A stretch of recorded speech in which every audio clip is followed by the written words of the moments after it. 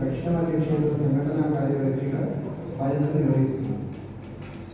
రచనలు: ప్రపంచ సమస్యకు పరిష్కారం, హిందూ జీవన విధానం, సంస్కార సాధన, చరిత్రలో చూపించిన వికృతులు, ప్రార్థన, ఆచార్యుడు, సమాజ శిల్పి, జగశిరమౌళ, బనాయే భారత్, పరివార విద్య, మహాభారతం, జీవన సందేశం. ఇవి సార్ రచనలు.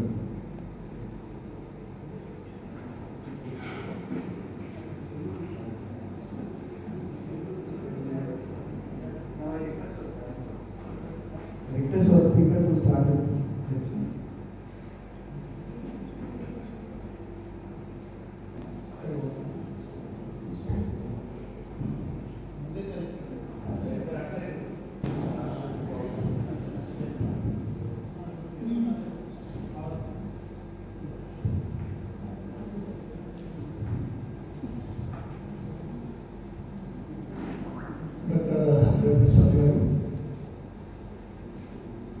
కార్యక్రమంలో పాల్గొన్నటువంటి పెద్దలు, మొక్కలు అందరికీ నమస్కారం.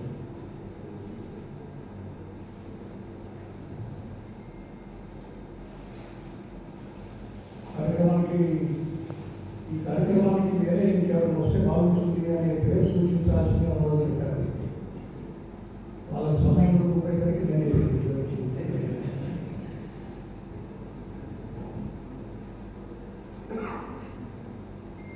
నేను ఆర్ఎస్ఎస్ ప్రచారకులని ఏం చెప్పారు. ఇలా ఊరికే ఏమనుకోకుండా డాక్టర్స్ ఒకసారి ఎంతమంది చేసి చాలా కాలం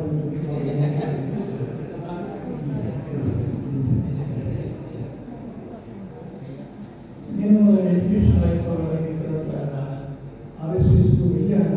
చెప్పారు వెళ్ళేవారు ఉన్నారు.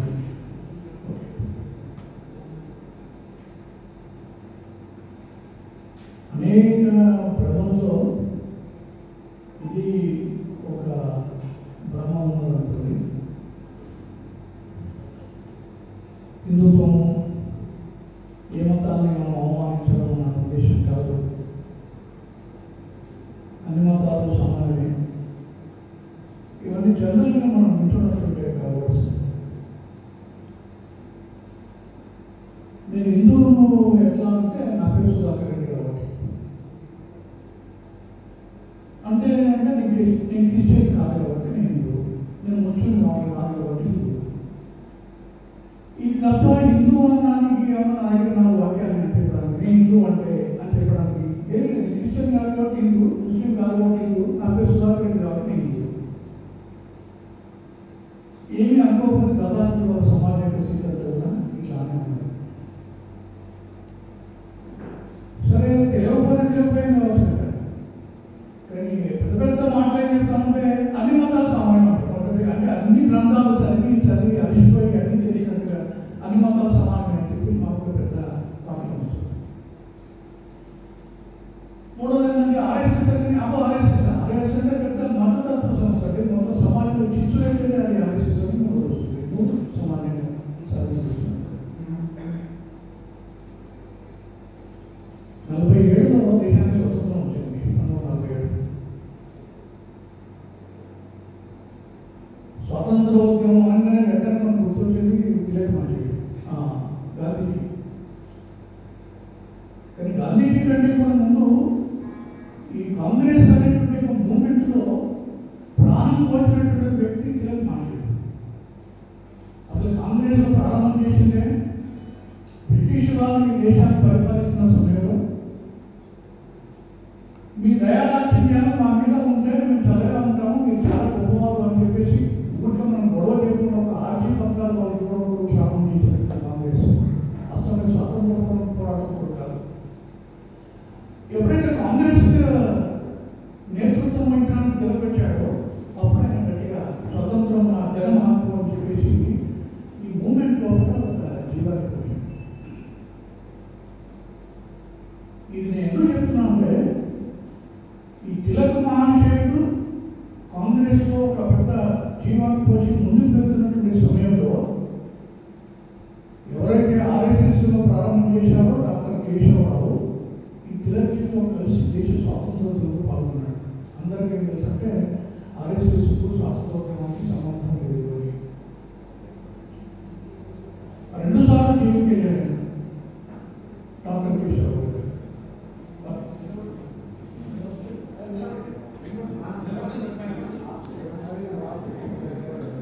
ప్రాబ్లం ఏంటంటే ఈ డయాస్ మీద సౌండ్ లేదు. ఇందాక కూర్చుంటుంది కదా, ఒక స్పీకర్ డయాస్ మీద పెట్టుకోవాల్సి ఉంటుంది. నేను మాట్లాడుతున్న మీతో వినపడుతుంది కానీ డయాస్ మీద లేకపోతే మీరు ముందు కూర్చోవాలి.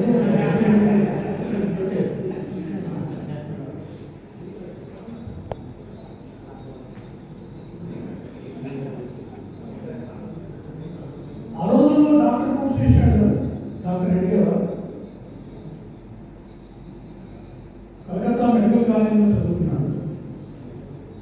కానీ బాల్యం నుంచే ఒకటేమో దేశభక్తి, అది కుటుంబం నుంచి వచ్చింది. ప్రేమ వ్యాధులు గతంలో ఆ రోజుల్లో ఉంటాయి.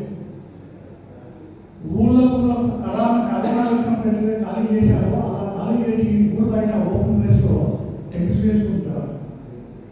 ఆ ప్రేమ వ్యాధి సోకడం చచ్చిపోతే వాటిని సర్వీస్ చేసినా కూడా మిగతా ఎవరికి బ్రతకడం అనేటువంటి పెద్ద భయంకరమైనటువంటి స్థితి ఉంటాయి. ఆ సమయంలో వీళ్ళ అమ్మ నాన్న ఇద్దరు కూడా ఆ ప్రేమ వ్యాధి సోకినటువంటి వాళ్ళకి చచ్చిన సేవాన్ని తీసుకోవడానికి సర్వీస్ చేసి ఇద్దరు ఒకటి రాత్రి చనిపోయారు. తల్లి తండ్రి డాక్టర్ కేశవ్ యొక్క పేరెంట్స్. తిలకితో పాటుగా స్వాతంత్రంలో పాల్గొన్నప్పటికీ కూడా ఈ ఉపన్యాసాలు ఇవన్నీ విన్న తర్వాత చరిత్ర ఉపన్యాసాలు ఇవన్నీ వింటూ నలుగురు వెళ్తున్నారు కాబట్టి నలుగురితో మేము వెళ్ళాలి అనేటువంటి ఆలోచన డాక్టర్ కేశవాలు.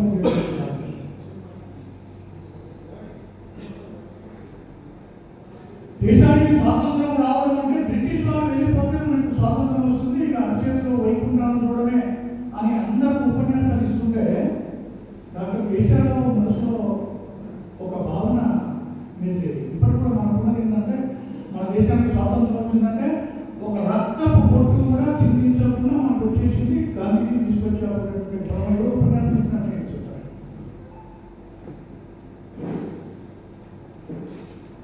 అందుకని స్వాతంత్రం రావడం బ్రిటిష్ వాళ్ళు వెళ్ళిపోతే స్వాతంత్రం వస్తుంది అంటే అందుకంటే ముందే చాలా మంది వచ్చారు కదా.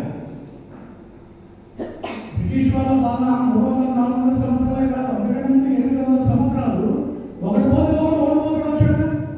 పూలు వచ్చారు, చెట్లు వచ్చారు, కప్పులు వచ్చారు, పట్టణాలు వచ్చారు, పోర్చుగీస్ వాళ్ళు వచ్చారు, ఫ్రెంచ్ వాళ్ళు వచ్చారు, డచ్ వాళ్ళు వచ్చారు, ఒకటి పోతే వచ్చాడు. అందుకని ఈ డాక్టర్ కేశవ్ కనిపించిన దాంట్లో మీరు వెళ్ళిపోతే కూడా వాట్ ఇస్ ద రీజన్? అసలు ఈ దేశంలో బానిసత్వం ఉండడానికి ప్రధానమైనటువంటి కారణం ఏంటి? పోనీ వచ్చే వాళ్ళు ఎంతమంది పిడికిడమని చెప్తారు. ఇంతమంది దేశంలో వాళ్ళు వచ్చేసి వాళ్ళకి పోలీస్ మనమే, వాళ్ళకి ఎంప్లాయీస్ మనమే, వాళ్ళకి మిలిటరీ మనమే, వాళ్ళు మనమే డాన్స్ చేస్తుంటే ఎవరెవరు పరిపాలిస్తున్నాడు? సో సగటుగా డాక్టర్ కేశవరావు కనిపించిందంటే సగటు వ్యక్తిలో, భారతదేశంలో వ్యక్తిలో దేశభక్తి లేదు. ఎప్పుడైతే దేశభక్తి ఉన్నదో ఉద్రేకపూర్వకమైనటువంటి ఉపన్యాసాలు ఇస్తే చప్పట్లు వెళ్ళిపోతారు. తర్వాత ఎవరైతే నేను తిలకి పేరు చెప్పానో ఆయన దేశంలో పెద్ద పెద్ద సభల్లో ఉపన్యసిస్తూ పెద్ద ఎత్తున దేశభక్తి భావాలను ఉపన్యాసాలు ఇస్తుంటే స్వరాజ్యం నా బ్రహ్మాండంలో బ్రిటిష్ వాళ్ళు చూసి మొత్తం నిద్రామైనటువంటి సమాజంలో దేశభక్తి అని చెప్పి శిశువుగా చూసుకుంటే కదా అని అతను అరెస్ట్ జైల్లో పెట్టి వెళ్ళిపోతుందని చెప్పేసి అతను తీసుకొని జైలు తీసుకెళ్తుంటే తిలక్ మాట్లాడమంటాడా, నీ ఎక్కడికి పోతే అక్కడ వేలాది సభలో పాల్గొన్నాడు కదా, నేను ఉపన్యాసాలు ఇస్తుంటే తిలక్కి ఆ భార్య కూడా అనుకున్నారా సాత్రే నువ్వు ముందు వెళ్తే మేము ఇంకా ఉన్నామే అంతా అని వేలాది సభలో పాల్గొన్నాడు కదా, నన్ను ఒక్కరి జైల్లో పెట్టేసి ఊరుకుంటారు వెళ్తా అని జైలుకు వెళ్ళి 6 మాసాలు జైలు శిక్ష అనుభవించి అప్పటికే అనుకున్నాక దేశంలో దుఃఖ ఉడికిపోతున్నాడు కావచ్చు, బ్రిటిష్ వాడి యొక్క సింహాసనం గీతలు బారి ఉంటుంది అని జైలు గోడ నుంచి 6 మాసాల తర్వాత బయటకు చూస్తే ఎక్కడ వేసిన పొగ అక్కడ ఉందంట. ఎవరు ప్రతి బిజినెస్ వాడు చేసుకుంటున్నాడు, ఎవరు వ్యాపారం వాడు చేసుకుంటున్నాడు, ఎవరు మనతో వాడు ఆడుకుంటూ కూర్చున్నాడు తప్ప దేశం ఎక్కడ పోయిందో మనం ఇక్కడ పోయిందో అని తెలియదు అనుకున్నాడు.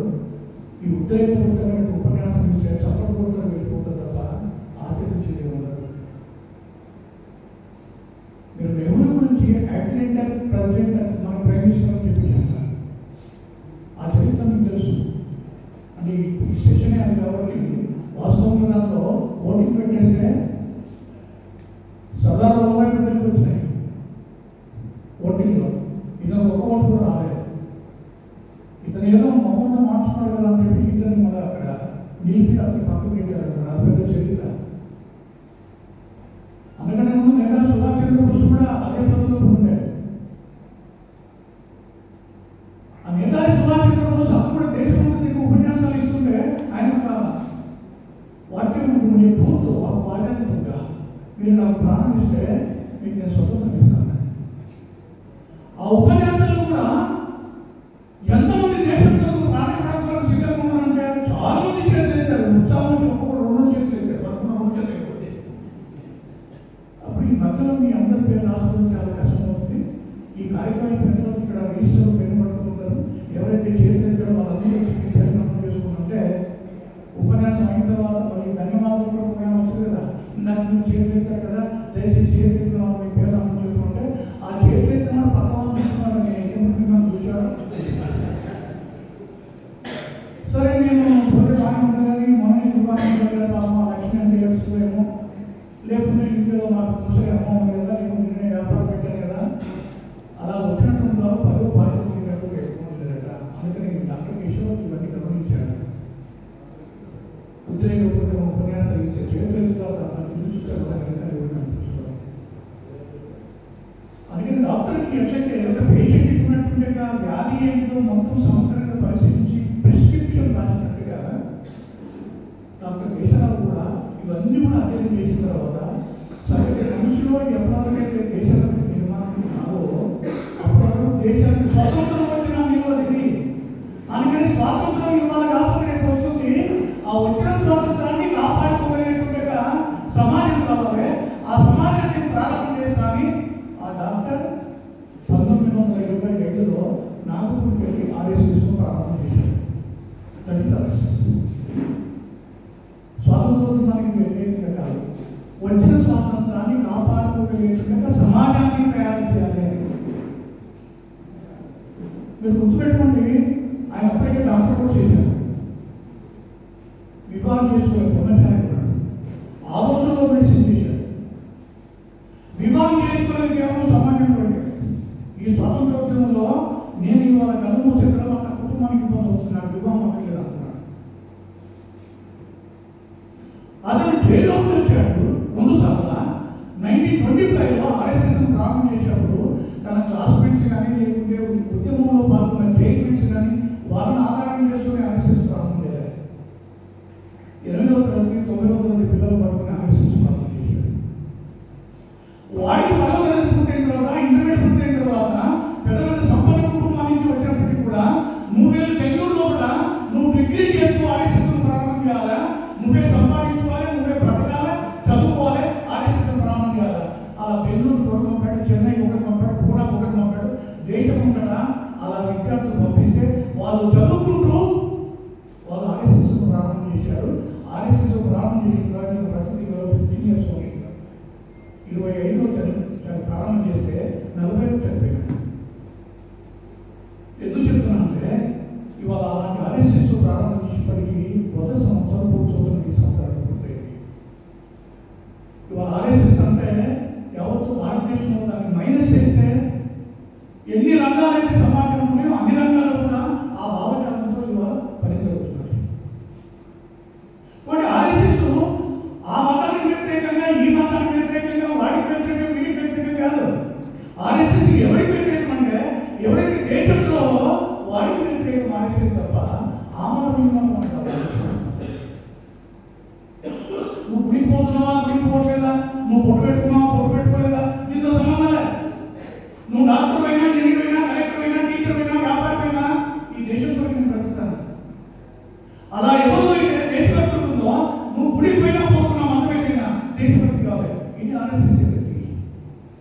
ఆర్ఎస్ఎస్ జరిగినటువంటి ప్రయత్నం ప్రచారం ఆర్ఎస్ఎస్ అంటే ఒక పెద్ద మతతత్వ పార్టీ. నేను కృష్ణా జిల్లా గుంటూరు దగ్గర ఒక ఇట్లా స్కూల్ పరీక్షలో పాల్గొన్నాను. అమెరికాలో రిటైర్ అయినటువంటి 10 డాక్టర్స్ ఇద్దరు బ్యాచ్లు కూర్చున్నారు. వాళ్ళు మన స్కూల్కి 18 లక్షలు డొనేట్ చేశారు కాంపౌండ్. నేను దేశంలో పరిస్థితుల్లో నా గురించి పరిచయం చేసిన తర్వాత ఆవిడ తయారు చేసిన తర్వాత ఆ డాక్టర్ నాతో మాట్లాడిందంటే, ఈ ఆంధ్రప్రదేశ్లో ఇద్దరికే కులాల గుంపడి బ్రతుకుతున్నదండి, మళ్ళీ ఈ ఆర్ఎస్ఎస్ వచ్చి ఎక్కడ మత గుంపడి పెడుతుందో ఎవరు భయం వేస్తుంది. నేను ఆర్ఎస్ఎస్ మతానికి సంబంధం లేదమ్మా, నాకు తెలుసు ఏంటి అని ఆర్ఎస్ఎస్. నేను ఆర్ఎస్ఎస్ ప్రచారం మీకు తెలిసేది, నాకుండే సోర్సెస్ నాకుండే లేదు. ఇది చరిత్రలో బొమ్మలు అంటే వికృతులు అంటే ఇది వాస్తవంగా ఆర్ఎస్ఎస్ ఏంటది సమాజానికి తెలుస్తుంటే. ఆర్ఎస్ఎస్ క్యాంపు ముస్లింలని క్రైస్తవులు నమ్మంటారని అతను ఏ మతం ఎవరైనా రావచ్చు, కాబట్టి అక్కడ పోయి వార్తలు చేయాలి. నేను వార్తలు చేయాలంటే అర్థలే అని నీ మతమేదో కాదు. నేను అలాంటి ఆర్ఎస్ఎస్లో ప్రచారకుని 1980లో సంఘలో ప్రచారకులు అంటే 2 రకాల కార్యక్రమాలు కూడా ప్రచారకులు అంటే ఎడ్యుకేషన్ అయిన తర్వాత వివాహం చేసుకోకుండా బ్రహ్మచారిగా ఉంటూ సంఘం కొరకి దేశం కొరకి ఎక్కడికి పంపిస్తే అక్కడికి వెళ్ళి చెప్పిన పని చేయాలి. సమాజ కార్యక్రమం అమ్మ కుటుంబం సంబంధం లేకుండా, వ్యాపారం ఉద్యోగం సంబంధం లేకుండా అలా నాలాంటి వాళ్ళు దేశంలో 10,000 ఉంటున్నారు. ఇవాళ నాతో పాటు ఇక్కడ వచ్చారు 13 శ్రీనివాస్ గారు. వారు సంఘం వచ్చారంటే వారు ఇంజనీరింగ్ వారు ఇప్పుడు తెలంగాణ రాష్ట్రానికి ఎడ్యుకేషన్ ఫీల్డ్లో సరస్వతి కార్యక్రమం వారు ఆర్గనైజింగ్ సెక్రటరీగా ఉన్నారు. నా ఉద్దేశం అంటే ఆర్ఎస్ఎస్కి ఏ మతానికి ఎవరికి వ్యతిరేకం కాదు. ఎవరికి వ్యతిరేకం అంటే దేశ ద్రోహం మాత్రమే వ్యతిరేకం. ఇది నెలకొన్నాం.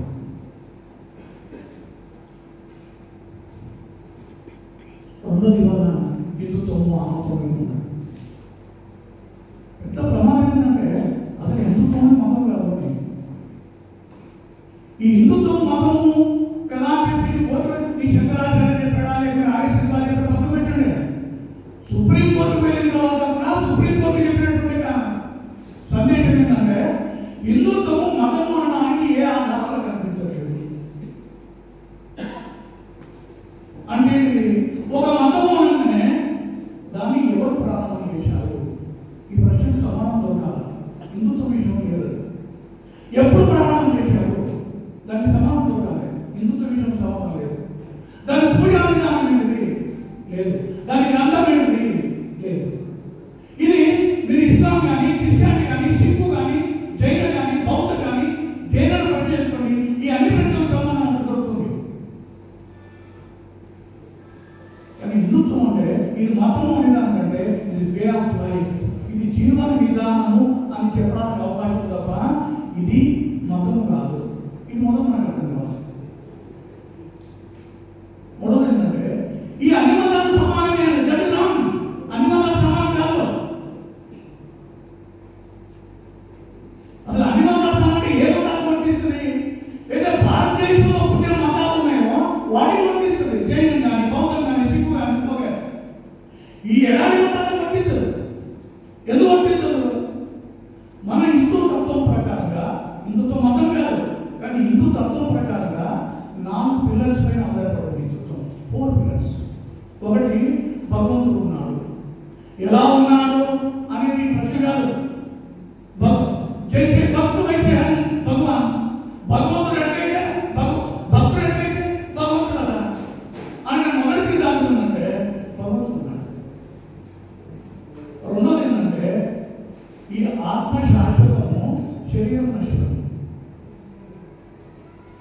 మూడోది ఏంటంటే కర్మను బట్టి పునర్జన్మ ఉంటుంది. నాలుగోది ఏంటంటే మరి పునర్జన్మ కర్మం బట్టి అంటే ఈ చస్తూ పుడుతూ ఎంతకాలము పునరపి జననం ఎంతకాలం అంటే అందుకని నేను నిజమైనటువంటి వ్యక్తిని అయినట్టుంటే ఆ రకమైనటువంటి నాలెడ్జ్ కనుక నా ఉన్నట్టుంటే మళ్ళీ నేను జన్మించాలి అని కోరుకోను. మరో జన్మలో నేను డాక్టర్ కావాలి, ప్రొఫెసర్ కావాలి, ఇంజనీర్ కావాలి అని కోరుకోను.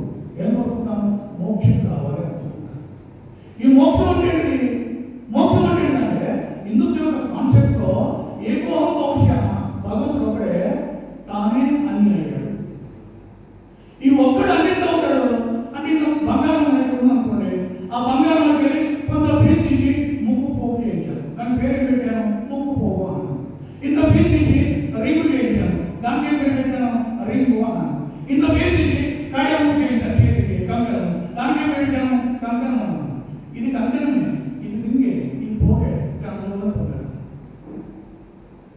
కానీ మన హిందువులకు అసలు పుట్టలేదండి. వాడు హిందువులు వాడు చెట్టు పూజించడం, బియ్యం పూజించడం, ఇంట్లో పూజించడం పెట్టాడు. మన పిచ్చోళ్ళమై కాదు, నీకు అర్థం కాదు. ఎందుకు అంటే భగవంతుడు అన్నింటిలో ఉన్నప్పుడు చెట్టులో ఉన్నాడు, పుట్టులో ఉన్నాడు, మనిషిలో ఉన్నాడు, జీవిలో ఉన్నాడు. ఈ తత్వంలో ఎందుకు ఏకో భవిష్యమా అందుకనే వాళ్ళు కొట్టకూడా తాతే కాదు తప్పదు కనుమోదైనా కాదు తగ్గలతో అన్నాను. పిల్లలు ఎందుకు తాతే అంటే మనిషి కాదు, ఎవరు అందులో రామరామం రామరామం కదా నీలో దేవుని చూస్తున్నాను. ఇది జీవన విధానం. అని మళ్ళీ పునర్జన్మ లేదా భగవంతుడు లేనాము ఎక్కడి నుంచి వచ్చామో మళ్ళీ అక్కడే కలవాలి. ఎక్కువ భవిష్యమా మనం భగవంతుడే అంశ చివరి మనమే కావాలి, ఆ భగవంతుడు లేని కావాలి. ఇది మనం కోరుకునేది. ఎప్పుడు ఏమవుతాము? కోరికలు ప్రేమ లేనప్పుడు ఏమవుతాం? మాకేదో ముదనసుతో పాత దొరికింది, ఈ అత్త నన్ను బాగా ఇబ్బంది పెడుతుంది. మరో జన్మ ఉంటే నీకు నేను అత్తను, నువ్వు నాకు కూడా అప్పుడు తర్వాత చూసి మనం లేదా నాకు ప్రిన్సిపాల్ ఒకటి వేరే దొరికాడు, నాకు ఇబ్బంది పెడుతున్నాడు, వచ్చే జన్మ నేను ప్రిన్సిపాల్ టీచర్ అప్పుడే చూస్తాను. రామకృష్ణరావు రోడ్డే పెడుతున్నాడు. రుణం ఏంటంటే ఒక పాము కప్పను పట్టుకున్నది, ఆ మేము మిగలేక వదలేక, ఎందుకంటే కప్ప ఎప్పుడని పాము మిగలేకపోతుంది. రామకృష్ణరావు చూసి నవ్వుతున్నాడు. స్వామి ఏంటి నవ్వుతున్నాడు? చూసావుగా? చూసాను ఏంటి అన్నాడు. అదే ఏమైంది స్వామి? ఆ కప్ప పాము గత జన్మలో రెండు దొంగలు స్నేహితులు దొంగతనం చేసి దోపిడీ చేసి ఆ పంపకాల కడ వాళ్ళు గొడవ చేసింది. ఆ కొట్లాడుకు చచ్చారు. అదే భయంతో బలిపుట్టాడు వాడు కప్పలు పాపం చెప్పేసాడు. నీ భావన ఎలా ఉంటుందో అది నీకు మనం చెప్తున్నాం. భరతవరం పేట రాజు అతను రాజ్యము కొడుకులు మమ్మల్ని మనవరాలు అన్నీ అయిపోయినాడు. నేను తప్పు చేసుకుని ఆయన నేను పుణ్యం మోక్షంలో వెళ్ళిపోవాలనుకున్నాడు. వెళ్ళి అతను కూర్చొని అతను తప్పు చేసుకుంటున్నాడు. ఇందులోకి సాయంత్రం కూడా ఓ నది ఒడ్డున ఒక జింక నిండు గర్భవతి అది వచ్చి నీళ్ళపోయి మూతి నీళ్ళలో పెట్టి తాగుతుండగా మబ్బు వచ్చేసి ఆ మేము గట్టిగా ఉరివేసరికి ఆ ఉరుము శబ్దానికి ఆ జింక ఎగురితే ఆ పిల్ల డెలివరీ పిల్ల గడ్డలు పడి తల్లి నీళ్ళలో పడి కొట్టుకుపోయిందట. కొట్టుకుపోతే అప్పుడు మనసు చూసి తప్ప చేసినటువంటి పరిగెత్తుకు వెళ్ళి అయ్యో నన్ను తల్లిపోయిందే, ఇది ఎట్లా బతకాలి, ఏ పులి ఉంటుందా లేకపోతే నీ మీద ఉద్యోగం ఉంటుందా అని ఆ జింకలో పట్టుకొని దానికి బాగా తాగించుకుంటూ దాని ప్రేమ మా పుట్టిగాడు పట్టిగాడు ఇవాళ చాలా మంది కుక్కలు వేసుకుంటాడు మా పుట్టిగాడు అని చెప్పేసి అన్నదాన్ని పుట్టిగాడు అనుకుంటే చివరికి ఆయన చనిపోయాడు. మళ్ళీ ఆయన జింకగా పుట్టాడు. ఎందుకంటే జింక మీద ప్రేమ వచ్చింది. ఎందుకంటే ఒక వీడియో క్లిప్ వచ్చింది దత్తపిఠాధిపతి మొదట మనిషి కష్టాలు వస్తాయి. కష్టాలు ఎందుకు వచ్చిందంటే గతజన్మ యొక్క ఫలితమే. కాబట్టి కావాల్సింది ఏంటిది? ఈ కష్టాన్ని సహించగలిగే శక్తిని నాకు ఇవ్వను కోరుకోవాలి తప్ప కష్టాలను నువ్వు తప్పుకోలేవు అని చెప్పేసి. అందుకని అని నేను ఎందుకు చెప్తున్నాను అంటే ఇది మన తత్వము. అన్నింటిలో దేవుడు ఉన్నాడు, ఇది మన తత్వం. కానీ ఎడారి మొత్తం నుంచి ఏమొచ్చింది? వాళ్ళకు ఏంటంటే వాళ్ళు కూడా దేవుడు ఒకడే. కానీ సృష్టి ఎట్లా జరిగింది?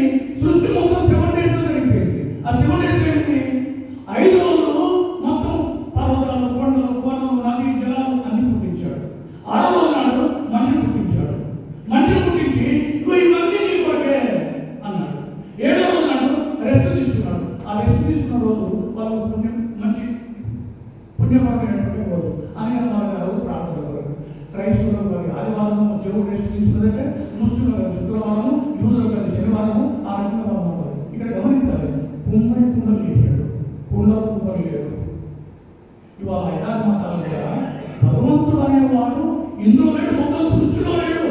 భగవంతుడు తాను బయట ఉండి సృష్టిలో ఉన్నాడు. ఇవన్నీ నీ కొరకే అనుభవించు అన్నాడు. అందుకని ఎడారి మతాల్లో ఆడకు కూడా సాక్ష్యం చెప్పేటువంటి అధికారం లేదు అని మొన్నటి వరకు వాళ్ళు ఓటు హక్కు కూడా లేదు అని చెప్పి. ఎందుకంటే ఆడదానికి అసలు అస్తిత్వమే లేదని చెప్పి. అలా ఆడ మనిషికే లేనప్పుడు ఇట్లా చెట్టు చేమ చెట్టు దానికి సంబంధం లేదు. ఇది తెలిసి కూడా అన్ని మతాలు సమానం. అన్ని మతాలు సమానం ఏంటి? సిక్కు మతము, జైన మతము, బౌద్ధ మతము ఇవన్నీ కలిసి ఇంటి సమానం కావచ్చు కదా భారతీయ మతాలు. కానీ దాన్ని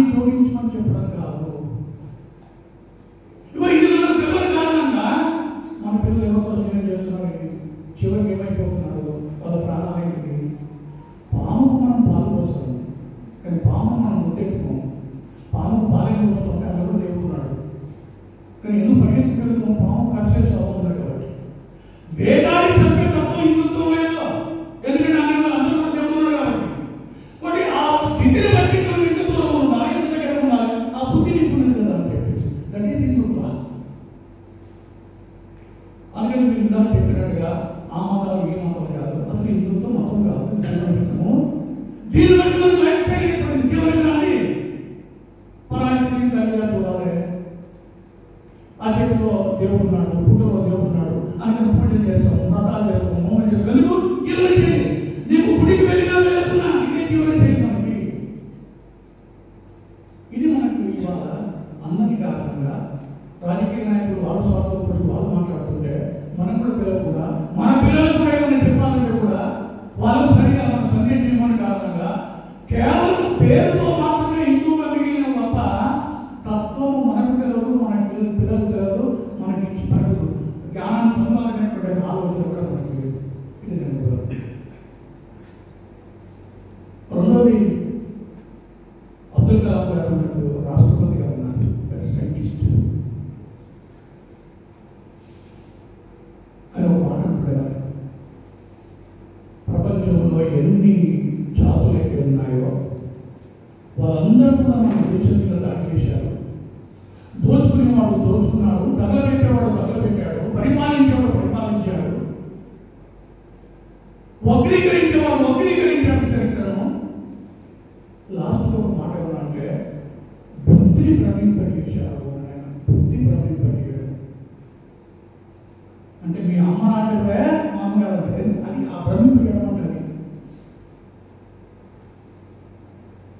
అంటూ ఆయన మరొక మాట ఏమంటే ప్రపంచంలోని అనేక దేశాలు మనం వెళ్ళవచ్చు కాదు, కానీ దాడియే దోచుకోలే, చరిత్రలో వక్రీకరించలే, భ్రమింపజేయలే, వారికి జ్ఞానాన్ని అందజేయడం వరకు మనం వెళ్ళాము. వాళ్ళకు మనం ఉన్నటువంటి తేడాలు. దీంట్లో మన దేశం యొక్క బానిసత్వము ఈ 1100 సంవత్సరాలు సుమారుగా 1100 సంవత్సరాల్లో 3 పార్ట్స్ ఉన్నాయి. ఒకటేమో దోచుకుపోయిన వాళ్ళు ఉన్నారు, రెండోదేమో యావత్తు హిందూ సమాజాన్ని జ్ఞానాన్ని ధ్వంసం చేయడం తగలబెట్టినటువంటి వాడు ఉన్నాడు, పూలగొట్టడం తగలబెట్టడం. మూడోదేమో ఈ భ్రమింపజేయడం. ఇది మనకు సాధ్యమయ్యేటట్లేదు, ఇంత పెద్ద విశాలమైనటువంటి భారతదేశాన్ని అందుకని వ్యక్తుల్ని భ్రమింపజేయడం ఎట్లా అనేది 3 పార్ట్లు ఉన్నాయి. అందుకని ఇప్పుడు మీరు చూడండి, దీని ఆధారం చేసుకొని మన చరిత్ర గ్రంథాలు కానీ లేదా ఇవాళ మనకు అనేక నేరేటివ్స్ కానీ ఇవన్నీ మనం చూసినప్పుడు ఈ భ్రమంలో పట్టే పడిపడుకోబోతున్నాం తప్ప సత్యమేంటో తెలుసుకొని మనం ముందు ప్రయత్నం చేయాలి. ఇప్పుడు బ్రిటిష్ వాళ్ళు మన దేశాన్ని పరిపాలించడానికి ముందున్నటువంటి భారతదేమో ఈ నలంద విశ్వవిద్యాలయం, తక్షశిలా విశ్వవిద్యాలయం, అయోధ్య మందిరం, కాశీ, సోమనాథ, పూలగొట్టడం, దోచుకోవడం, అక్కడ మసీదులు కట్టడం, అక్కడ కాదు. వాళ్ళు నిజంగానే మసీదు కట్టుకోవాలంటే భారతదేశంలో భూమి లేదా? దాన్ని పూలగొట్టింది కట్టాలి అక్కడే. కారణం ఏంటంటే అలా నిన్ను హింసించడంలో నాకు ఏదో పుణ్యం మోక్షం అవుతుందని. మనం ఎక్కడో ప్రపంచంలో ఎక్కడ ఎవరికి బ్రతకడానికి వీలు కానప్పుడు మనకి పరిగెత్తుకుంటూ చేస్తే వారికి నిర్మాణించాము. ఇక్కడ హింస లేదు. అందుకని వాళ్ళ భారతదేశంలో హిందుత్వంగా హిందూ మెజారిటీగా ఎందుకు ఉండాలంటే భారతదేశంగా ఉండాలని హిందూ మెజారిటీ ఉండాలి. హిందువులకి ఈ కాన్సెప్ట్ మొత్తం కాదు. నువ్వు శక్తిగా ఉన్నప్పుడు వాడు సరిగ్గా ఉంటాడు. అందుకని అబ్దుల్ కలాం గారు ఒక మాట చెప్పాడు, ప్రపంచం శక్తిని పూజిస్తుంది, నువ్వు బలవంతుడిగా ఉంటావు. ఎందుకు నీ చేతిలో కర్ర ఉన్నది? ఎవరు నీ మీద దాడి చేయకుండా ఉండడానికి అన్ని దెబ్బలు కొట్టడం కూడా కాదు. వాడి సమాన శక్తివంతం లేకుండానే నీ మీద ఎవరు దాడి చేయకుండా ఉండకూడదు. నువ్వే చేస్తున్నావు. ఆ స్వభావం లేదు. ఎందుకు లేదు? RSSలో 20 days 30 days ట్రైనింగ్ క్యాంప్స్ వస్తాయి. హైదరాబాద్లో ఆ 20 రోజుల క్యాంప్ జరుగుతుంటే సాయంత్రం 7 గంటల సమయంలో ఆ బయట ఇచ్చిన కూర్చొని ఒక సెషన్ జరుగుతున్నది.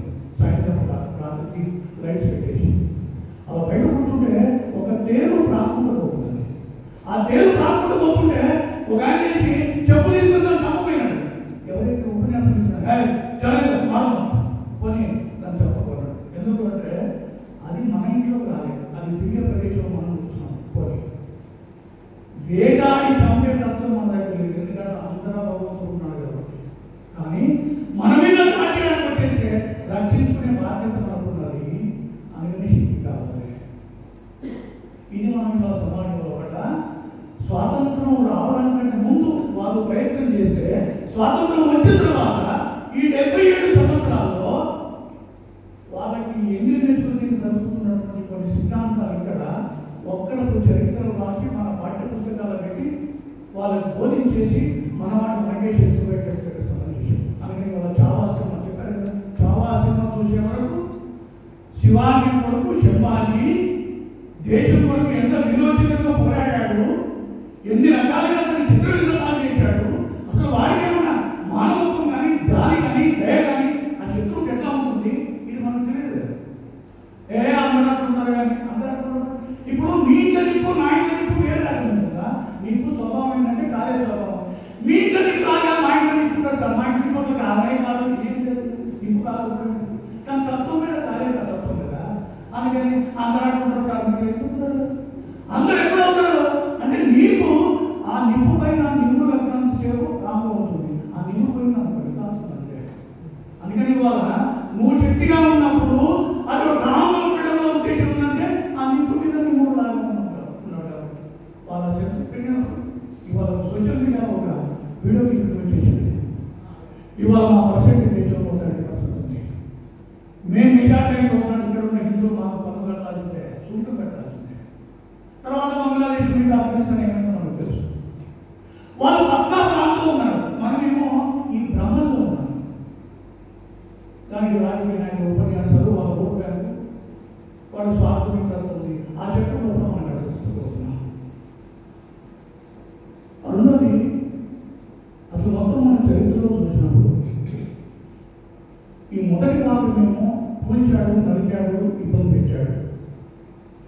రెండో భాగం బ్రిటిష్ వాళ్ళు వచ్చేసరికి ఒక దేశాన్ని సమూలంగా నాశనం చేయాలంటే అక్కడ గ్రంథాలయాలను లేకుంటే మందిరాలను కూడబెట్టడం కాదు, ఆ వ్యక్తుల్లో కూడా భ్రమను నిర్మాణం చేయాలి అని చెప్పేసాను.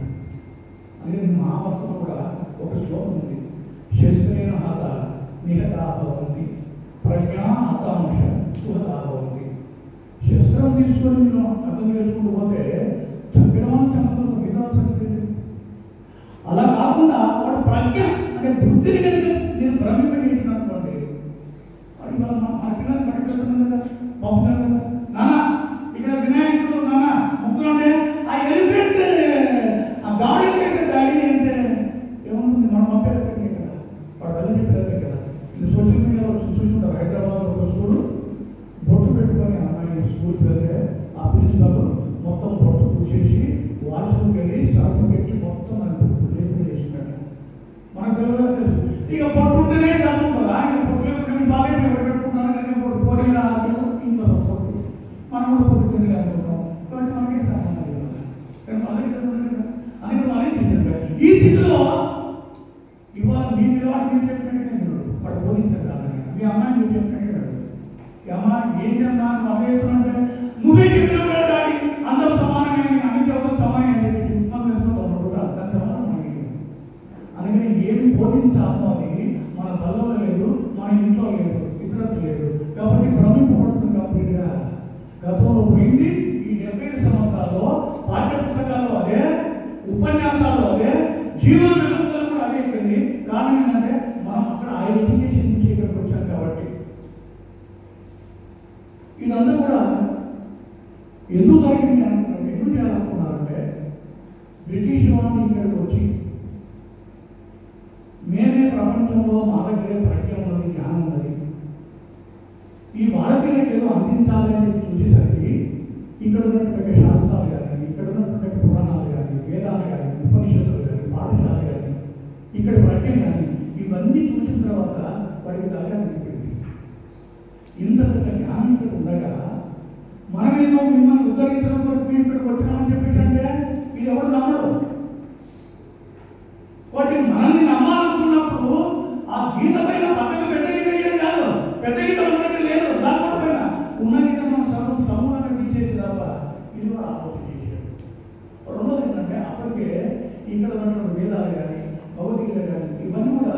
ఇంగ్లీష్లో మిగతా భాషలు మొత్తం ట్రాన్స్లేట్ అయిపోయినాయి. ట్రాన్స్లేట్ అయిపోయిన తర్వాత దేశ విదేశాల్లో ఉన్నటువంటి వాళ్ళందరూ కూడా ఈ భారతదేశంలోని ప్రజ్ఞ గురించి ఇక్కడ వేదాలు, ఉపనిషత్తులు, రామాయణం, మహాభారతం, మార్క్స్ ఉన్నారు.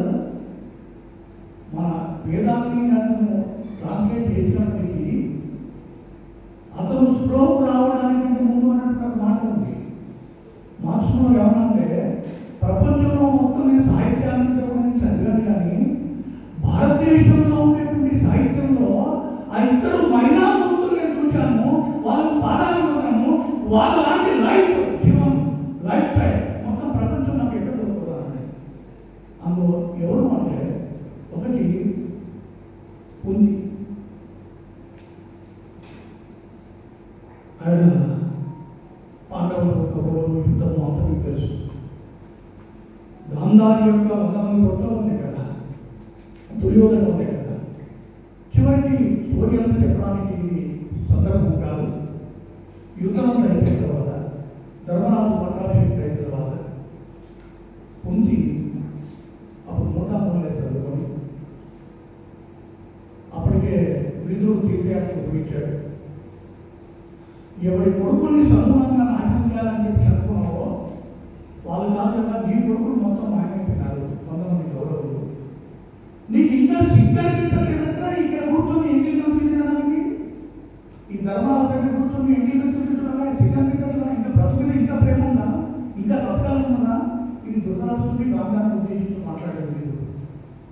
అప్పుడు ఒకసారి ఇప్పుడు దిగిపోయింది, చిన్న బ్రతుకోవడం ఎక్కడ బ్రతకాలి, ఇక వెళ్ళి అడిలోకి వెళ్ళి నేను అక్కడికి ఆక్షేపం చేసుకుని తప్పు చేసుకునేదామని చెప్పేసి ఆ మూటలో చదువుకుని వెళ్తుంటే కుంతి కూడా ఆమె ఆమె చదువుకుంటున్నాడు. తర్వాత అడిగాడు, అమ్మ ఎక్కడికి పోతున్నాను అంటే పెదమ్మ పోతున్నాడు కదా, వాళ్ళు వెళ్తా నేను వెళ్తాను, నేను వెళ్తాను. తర్వాత ఏడుస్తున్నాడు, నీ జీవితం మొత్తం కష్టమే అమ్మా, నీ కొడుకు నీకు రాలేదు, నేను సింహాసనం నేను పుడుతున్నాను, కనీసం ఇప్పుడన్నా సుఖంగా ఉన్నాను నాకు చెప్పాడు. అప్పుడు కుంతి చెప్పింది ఏంటంటే మీకు అవసరమైనప్పుడు మీ సర్వీస్ చేశాను. ఇవాళ పెద్దమ్మ 100 మంది కొడుకులు పోగొట్టుకొని పుట్టెడు దుఃఖంతో ఉన్నారు. 10 ఇద్దరు పుట్టివారు. ఇప్పుడు వాళ్ళకి అవసరం ఉంది నా సర్వీస్, అందుకని వాళ్ళ దగ్గర పోతున్నాను. నేను మొత్తం చరిత్రలో ఎక్కడ చూస్తున్నా, దునియాలో ఎక్కడ చూస్తారా? నీ కొడుకులు ఎవరి కదా మొత్తం కుటుంబం నాటకం ఎక్కడవుతుందని చెప్పి సాగం తీరు తప్ప ఉండలే. రెండోది సుమిత్ర, రామాయణంలో కైకేయి మొత్తం మీద కోరికలు కోరుకుంది, చరిత్ర తెలుసు. నువ్వు వెళ్ళు అడవిలో రాముడు ఇలాంటి వాడి భార్య పెట్టుకుపోయినాడు. లక్ష్మణుడి తల్లి సుమిత్ర పిలిచి అన్నయ్య వెళ్తున్నాడు కాబట్టి ముందుకు పోయింది. ఒకవేళ నీకు నాన్నగారు గుర్తొస్తే అమ్మేమో నాన్న చూసుకో, నేను గుర్తొస్తే వదిలిలో నన్ను చూసుకో, నువ్వు వెళ్ళిపోతాను. అలాంటి తల్లి వాడపడి పోయి నీకమైన రాజీ పెట్టి నా మాట పెట్టి ఇంట్లో ఉంటారు కదా. ఇప్పుడు ఇలాంటి క్యారెక్టర్స్ నీ తల్లి ప్రపంచంలో ఎందుకు చెప్తున్నానంటే బ్రిటిష్ వాళ్ళకి ఇక్కడి సాహిత్యము, ఇక్కడ గ్రంథము, ఇక్కడ తత్వము ఇదంతా కూడా అర్థమైంది కావాలా, మన దగ్గర వీళ్ళని బోధించడానికి ఏం లేదు. అందుకని దీనికి ప్లానింగ్ చేయాలి అని చెప్పేసి వాళ్ళు ఒక బృందాలను తీసుకొని ఒక 3 భాగాలు ఏర్పాటు చేసి ఎవరెవరు ఏం చేయాలని చెప్పేసి వాళ్ళ ఏదో కుట్రలు చేశాడు.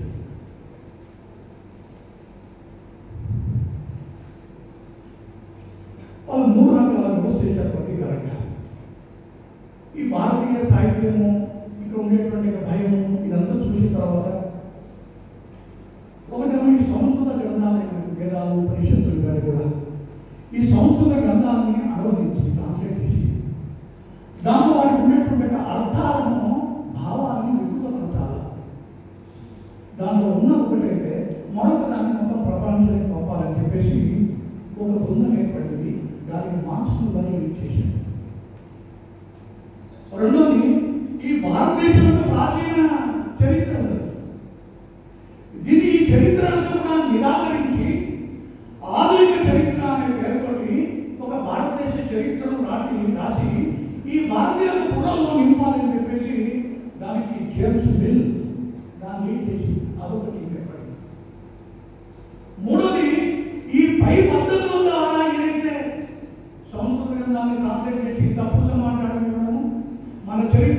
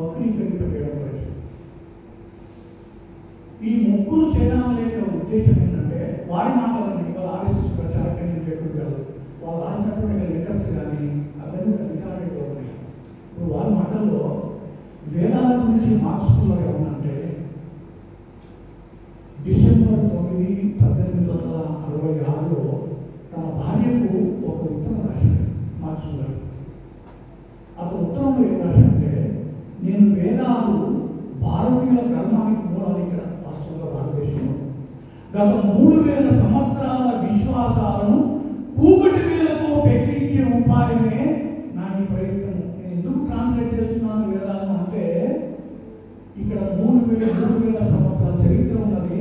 ఇది కూకటి వేలతో పెంచి వేయడం కొరకే.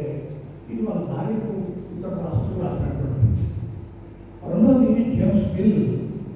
ఇతడు బ్రిటిష్ భారతదేశ చరిత్ర రాశాడు. The history of British India అనే పేరుతో. ఈ గ్రంథము ఎంత ప్రామాణికమైందో అంటే నేను బ్రిటిష్ ఇండియా అనే పుస్తకం రాస్తున్నాడో ఆ రోజు నుంచి కూడా ఇప్పటి వరకు మన ఐఏఎస్ ఐపీఎస్ వీళ్ళందరూ కూడా ఇవే గ్రంథము చరిత్ర పుస్తకాలు కూడా ఆధారపడాలి. అతను పీఠికలు రాశాడు. 4 వర్స్ అంటారు కదా, దాంట్లో అతను రాశాడు ఈ బ్రిటిష్ ఇండియా దీని గురించి. అతను ఏమన్నంటే, నేను ఎన్నడూ భారతదేశానికి తెలియదు, నేను భారతదేశ చరిత్ర రాస్తున్నాను కదా అంటూ వాస్తవానికి నేను ఎప్పుడు భారతదేశానికి తెలియలేదు. నెంబర్ 1. రెండోది, కొన్ని ఇంగ్లాండ్లో ఉన్నప్పటికీ కూడా తాను ఎప్పుడు కూడా భారతదేశానికి సంబంధించిన ఒక పుస్తకాన్ని చదవలేదు. నెంబర్ 2. మూడోది ఏమంటే, తాను ఎన్నడూ కూడా ఏ భారతీయుడిని చదవలేదు, భారతదేశానికి రాలేదు, ఏ భారతీయుని కలిసి మాట్లాడలేదు, ఏ భారత గ్రంథాన్ని రాయలేదు. కానీ నేను భారతదేశంలో అంటే నేను పేషెంట్ చూడలేదు, వాడు మొత్తం ప్రెస్ చేయించలేదు, నేను మొత్తం ప్రిస్క్రిప్షన్ మాత్రమే రాస్తున్నాను అన్న మొత్తం మీరే అనుకోకపోతే ఇది మొత్తం ప్రిస్క్రిప్ట్ రాశాడు. దానికి చరిత్ర గ్రంథం రాశాడు. ఇది మొత్తం ఇక్కడికి వచ్చేటువంటి ఐఏఎస్ ఐపీఎస్ అందరూ కూడా ఇదే ఆధారం. మూడోది మెకాలే 1834లో భారతదేశపు విద్యాధికారిగా వచ్చి భారతదేశానికి తనదైన విద్యా విధానాన్ని 1835 నుంచి అతను అమలు చేసే ప్రయత్నం చేశాడు. దాంట్లో మన ఆంగ్ల మాధ్యమ పాఠశాలలు ఈ ఆశ్చర్యకరంగా అతను అన్నాడు, భారతదేశంలో ఇంగ్లీష్ మీడియంలో స్కూల్ పెట్టాడు. ఇది చాలా ఆశ్చర్యకరంగా సఫలమవుతున్నాయి పాఠశాలలు. వాస్తవం ఇంగ్లీష్ మీడియం స్కూల్ పెట్టిన ఉద్దేశం ఏంటంటే, ఈ సంస్కృత గురుకులాలు అన్నింటి మొత్తం క్లోజ్ చేశాడు. వాళ్ళకి ఇచ్చే మొత్తం ఫంక్షన్గా క్యాన్సిల్ చేశాడు. మీరు చదువుకుంటే ఇంగ్లీష్ మీడియం చదవాలని చెప్పి ఆ రకంగా ఇక్కడ ఇంగ్లీష్ మీడియం స్కూల్స్ పెట్టాము, చాలా సక్సెస్ అవుతున్నాయి కదా అని ఆనందపడుతూ ఈ విద్య తన తండ్రికి రాసినటువంటి ఉత్తరంలో అతను రాశాడు. 1836లో వాళ్ళ తండ్రికి మెకానికల్ రాశాడు. దాంట్లో మన ఆంగ్ల భాష పాఠశాలలు ఆశ్చర్యకరంగా సఫలమవుతున్నాయి. ఈ విద్య హిందువులపై విలక్షణ ప్రభావాన్ని చూపుతున్నది. ఈ ప్రణాళికలు ఇలాగే కొనసాగితే 30 సంవత్సరాల తర్వాత బెంగాల్లో ఒక్క విగ్రహారాధకుడైన మిగిలి ఉండడు. అది నా సంపూర్ణ విశ్వాసం. మత మార్పులకు ఎలాంటి ప్రయత్నం చేయకుండానే హిందువులందరూ మతం మారుతుంటారు. జరగబో పరిణామాన్ని తలుచుకుంటే నా మనసు ఎంతో ఆనందంగా ఉన్నది. ఈ ఎడ్యుకేషన్ సిస్టమ్ కనుక భారతదేశంలో అమలవుతే భారతీయులు కేవలం రక్తము రంగులో మాత్రమే భారతీయులు కనబడతారు. వాళ్ళ భావాలు నైతిక వివేకం అంతా కూడా ఆంగ్లేయులుగా ఉండే వాళ్ళ అనేది కల్పింపజేస్తుంది అని చెప్పి వాళ్ళ నాన్నగారు రాశాడు. అతను అన్నాడు, ఈ ఆంగ్లేయ విద్యా విధానాన్ని నేను ఎకాల విద్యలను ప్రవేశపెట్టాను. ఒక 50 సంవత్సరాలు భారతదేశంలో ఇంప్లిమెంట్ అయినా ఒక 500 సంవత్సరాల వరకు భారతదేశానికి మనం ఆలోచించాల్సిన అవసరం లేదు. మీరు ప్రపంచంలో చూడండి, 6 మాసాలకి ఒక జాతి, 3 మాసాలకి ఒక జాతి, 3 వారాలకి ఒక జాతి, ప్రపంచం మొత్తం నామరూపాలే ఉండకపోయినాయి. కానీ 1100 సంవత్సరాలు వరుసగా ఒకరి ఆత్మలో కూడా భారతదేశంలో దాడి చేసిన భారతదేశ ప్రపంచం నిలబడి ఉందంటే దీనికి కారణం వాడు ఆలోచించేసి ఎప్పటివరకైతే కొన్ని చెట్లు ఉంటాయి, దాని బొమ్మ నడుతుంటే మన ఇంటి పెడుతుంటాయి, బొమ్మ నడుతుంటే ఇంటి పెడుతుంటాయి. ఇవాళ నేను గుర్తున్నాను వెళ్ళొచ్చాను కైవతాకు కూడా కనపడలేదు. సార్ ఇది ఒక 20 సంవత్సరాల క్రితము ఆ వీరారెడ్డి గారిని సంగారెడ్డి పట్ల దీని విత్తనం ఇచ్చారు సార్ కరివేపాకుని. అది మన సంగీత మంత్రి గారు ఏమని మొత్తం నరికారంటే నరికింది అది నలుగుతుంది ఇల్లు పెడుతుంది సార్ అని చెప్పి ఆ కరివేపాకు మొత్తం నలుగుతుంటే ఇల్లు పెడుతుంటాయి, ఆకులు వస్తుంటాయి, ఆకులు ఇంట్లో గుళ్ళు వేస్తున్నాం, ఆ దుంపలు వచ్చే ఉంటాయి. వాడు బ్రిటిష్ వాడు ఏమనుకుంటే వీడు గుళ్ళు కావాలంటే లేక గ్రంథాలు తగ్గబెట్టడం, ఇంట్లో చేయడము, ఇది పైన బొమ్మ లాంటినట్టుగా ఉంది. అసలు ఈ చెట్టును హిందుత్వం అనేటువంటి చెట్టును కూకటి వేలతో పెట్టించాలి, దాని వరకు ఏం చేయాలనుకున్నప్పుడు బుర్రలు కనిపింపజేయాలి అని గతంలో మీరు భారతదేశంలో ఎవరి పేరు చూసినా సీతమ్మ, సుశీల, భారతి, లక్ష్మి, సరస్వతి టింకులు అంటే ఈ టింకు వాడేవాడు టింకు వాడే నాయకులు ఎక్కడ పెట్టింది టింకు టింకు ఈ ఇంత పెద్ద పేరు పేరు పెట్టలేదు అర్థం కాదు ఎందుకు దాని వల్ల తీరి ఏంటంటే ఇవాళ ఈ ఆమె బుద్ధిలో నువ్వు చెప్తే నేను అంతే కదా ఎటువంటి కార్యక్రమం రావాలి ఏం చేసేవాళ్ళని రోజు పెట్టించాము ఏంటంటే చూడకూడదు. ఇప్పుడు మన పిల్లలకు పుట్టినరోజు కావాలి ఏం చేస్తాము ఇలా కొడతాము దీపం కలుపుతాము దీపం కలుపుతుంది ఇంట్లో కరెంటు లేని రోజుల్లో కూడా దీపం కనుక ఆగిపోతే దీపం ఆగిపోయింది దీపం కొండెక్కింది అన్నమాట. ఇవాళ ఏమైపోయింది వాడు 3 ఏళ్ళైనా 3 దీపాలు ముట్టించాడు ఉప్పున ఊదన్నా ఉప్పున ఊదు మనం చూద్దాం అనుకుంటున్నాం వెళ్ళిపెడుతున్నామా. ఇప్పుడు వద్దన్నా కొడలు ఆడుతుంది కొడుకున్నాడు ఇవాళ పిల్లలు ఎవరు పెట్టాలంటే అని ఇంకో తల్లి ఉంటుంది ఉంటుంది ఇవి ఇది ప్రతి పెట్టడం ఉండే వాడన్నాడు 50 సంవత్సరాలు ఇంప్లిమెంట్ అయినా ఇక ఏ పడగలుగుతా ఉంటాయి స్వతంత్రం పెట్టి నేను పెట్టలేదు కదా నేను అన్నాను అనుకోండి మీకు హాస్పిటల్ ఓపెన్ చేయాలి ఏం చేస్తారు కేక్ కట్టాలి ఎక్కడ చేస్తుంది కేక్ కట్టాలి దీపం పెట్టాలి ఎక్కడ చేస్తుంది జ్యోతి పెట్టించాలి కదా మామూలు కూడా పెట్టాలి కదా వాడు పెట్టాడు ఇది మన కాదు తెలిసినప్పుడుకుంటారా ఇవాళ సోషల్ మీడియాలో చూడండి నేను ఆ పేపర్లో ఒక పెద్ద హెడ్డింగ్ వచ్చింది ఏమని బోర్డేమో పెద్ద రెస్టారెంట్ బ్రహ్మాండంగా ధరలు కట్టండి కిచెన్లో పోయి చూస్తే పొద్దున్న పురుగులు పులిపోయిన మాంసం తెలిసిన వాళ్ళు పోతాడా సోషల్ మీడియాలో వాడు చూసి కానీ ఇంకా బాగా కానీ వాడు మూర్తులు పోతున్నాడు ఉమ్మి వేస్తున్నాడు మీరు డిబేట్ పెట్టేసుకోండి ఆల్ ఇండియా దాంట్లో డిబేట్ పెడితే మీరు ఉమ్మి వేస్తున్నారు అంటే వాడు అంటాడు ఆపుకోనే కుదిరే వల్ల ఏమైనా ఆస్థా అంటే ఉమ్మి వేయడము మా విశ్వాసము నువ్వే మారడానికి అన్నాడు. వాడి విశ్వాసం వాడు నీకు పుట్టాలి కానీ వాడు ఉమ్మి వేయడం వాడు ఆస్థాగా నువ్వేం తింటున్నావు. నిన్న కరీంనగర్లో రంజాన్ సందర్భంగా హలీమా హలీం పెట్టి ఫ్రీ హలీం అంటే జట్టుకున్న రేటు కూడా పోయి తాగి చూడండి మనమే ఈ రామారావు వెంకటరెడ్డి సురేష్ నీ పోనీ డబ్బు లేకనా కాదు నీ ఇంట్లో తయారు చేయకనా లేదు ఆ బుర్ర ఇది పనులు పెట్టడం అంటే బుద్ధి పనులు పెట్టడము. రామాయణం మహాభారతం ఇవన్నీ కూడా మనం చదివేవాళ్ళం.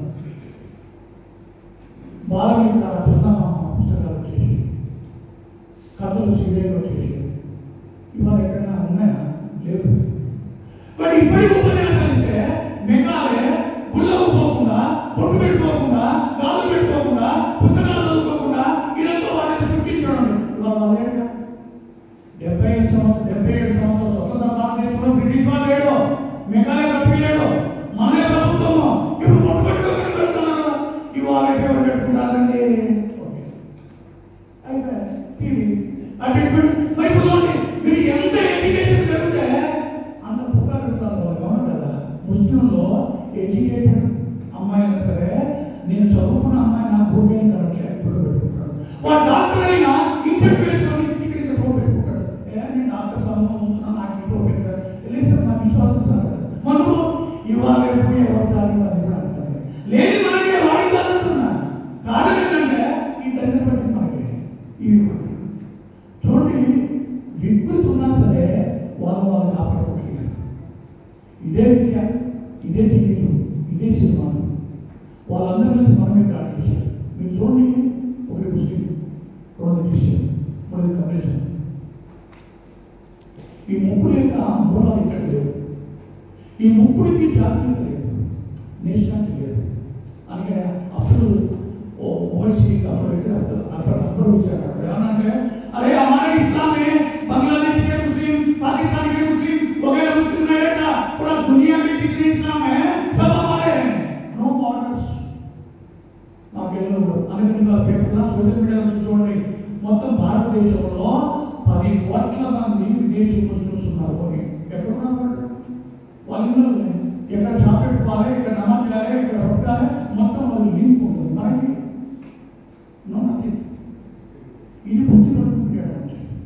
బట్ దాని ప్రభావం వల్ల 77 సంవత్సరాలు వచ్చినా సరే ఇవాళ ఇదే జరుగుతున్నారు. కాబట్టి వికృతుల్లో ఒకటి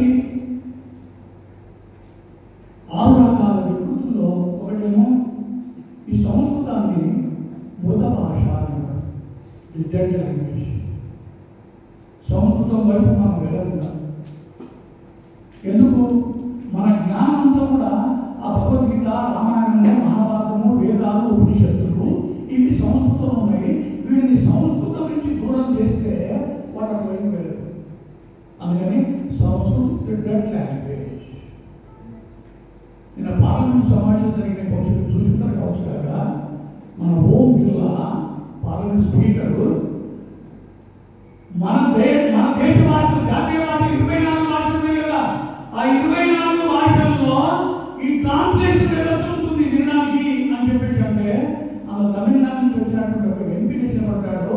ఒకటికే ఆ సంస్కృతం పేరుతో ఎందుకు ఇక్కడ డబ్బు తగలబెడతారు? సంస్కృతం తీసేది. సంస్కృతం ఎవరు వాడు? తమిళనాడు నుంచి వాడు. అప్పుడు పంపిల్లు అన్నాడు, అరే మహోదయ కాకే నువ్వు ఎక్కడి వాడివి? భారతదేశం బయట వచ్చావా? నువ్వు సంస్కృతం ఉన్నాడువా? ఇది దమ్ము నా స్పీకర్ వాడు మాట్లాడాడు.